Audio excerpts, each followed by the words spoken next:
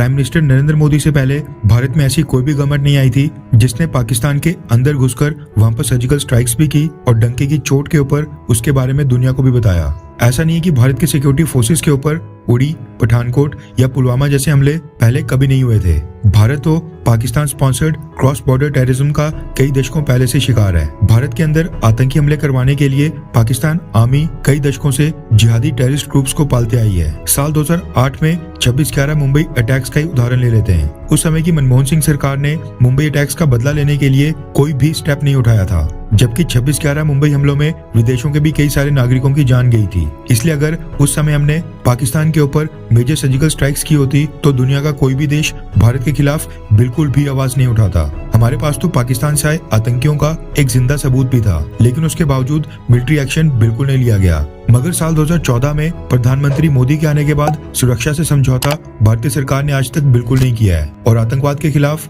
Zero tolerance policy अपनाई है। पाकिस्तान की तरफ से जब भी भारत में बड़े आतंकी हमले हुए, भारत ने उसका जवाब सर्जिकल स्ट्राइक और एयर स्ट्राइक्स के साथ दिया और ये चीज नरेंद्र मोदी को पिछले सभी भारतीय प्राइम मिनिस्टर से अलग बनाती है। प्रधानमंत्री मोदी के इसी एटीट्यूड और कार्यशैली के ऊपर अमेरिका की डिफेंस इंटेलिजेंस ने यूएस कांग्रेस को एक रिपोर्ट सबमिट की है। दरअसल अमेरिका के office of director of national intelligence ने एक एनुअल थ्रेट असेसमेंट रिपोर्ट जारी की है, जिसमें भारत और भारत के प्राइम मिनिस्टर नरेंद्र मोदी के बारे में कुछ दावे किए गए हैं। रेफरेंस के लिए आपकी स्क्रीन के ऊपर जी न्यूज के पिछले कल 9 मार्च के आर्टिकल का स्क्रीनशॉट है, जिसके मुताबिक यूएस इंटेलिजेंस एजेंसीज ने अपनी एनुअल थ्रेट असेसमेंट रिपोर्ट में ये दावा किया है कि अगर पाकिस्तान ने भारत को थोड़ा भी प्रोवोक किया, यानी भारत को उकसाने की कोशिश की, तो प्रधानमंत्री नरेंद्र मोदी की अगुवाई में भारत पाकिस्तान के खिलाफ एक कड़ा मिलिट्री एक्शन ले लेगा। अब ये रिपोर्ट इम्पोर्टेंट इसलिए भी हो जाती है क्योंकि अगले साल 2024 में भारत में जनरल इलेक्शंस होने हैं, इसलिए इस रिपोर्ट को उनके साथ भी जोड़कर देखा जा रहा है। अमेरिका की इंटेलिजेंस एजेंसीज द्वारा जारी की गई रिपोर्ट में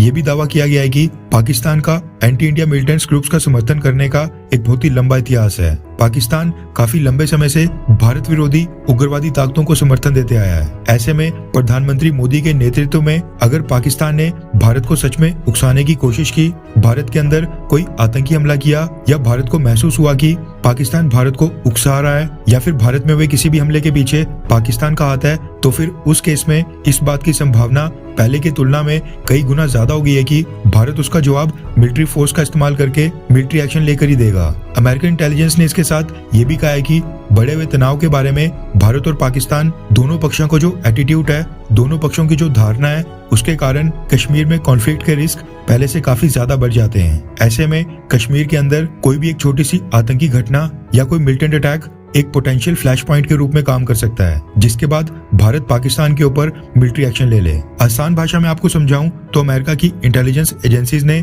दावा किया है कि अगर पाकिस्तान ने भारत के अंदर एक छोटा सा भी आतंकी हमला करवाया, कोई मिलिटेंट अटैक करवाया, भारत को थोड़ा सा भी उकसाया, कश्मीर में अशांति फैलाने की कोशिश की, ये सब पाकिस्तान ने सच में किया हो या फिर भारत को बस महसूस हुआ हो कि इसके पीछे पाकिस्तान है, तो फिर उस केस में प्रधानमंत्री नरेंद्र मोदी इस बार पाकिस्तान को माफ बिल्कुल नहीं करेंगे और उसका जवाब एक बहुत ही बड़ी सैन्य कार्रवाई से दिया जाएगा। यानी अमेरिका ने इनडायरेक्टली ये कह दिया है कि भारत पाकिस्तान के ऊपर सैन्य कार्रवाई करने का बस एक मौका ढूंढ रहा है और अगर वो मिला तो पाकिस्तान की कोई खैर नहीं। अमेरिकन इंटेलिजेंस एजेंसीज का कहना है कि भारत की तरफ से सैन्य कार्रवाई करने के पहले चांसेस कम थे, लेकिन अब पहले से ज्यादा हो चुके हैं। इसके साथ ही अमेरिका की इंटेलिजेंस एजेंसीज ने भारत और पाकिस्तान के क्राइसिस के ऊपर चिंता भी जताई है, क्योंकि दोनों ही न्यूक्लियर पावर्ड कंट्रीज हैं। खैर, आपको क्या लगता है कि क्या रशिया की तरह भारत को भी पीओके वापस लेने के लिए कोई मिलिट्री ऑपरेशन करना चाहिए, हाँ या फिर ना? नीचे कमेंट करके अपनी राय जरूर बताएं।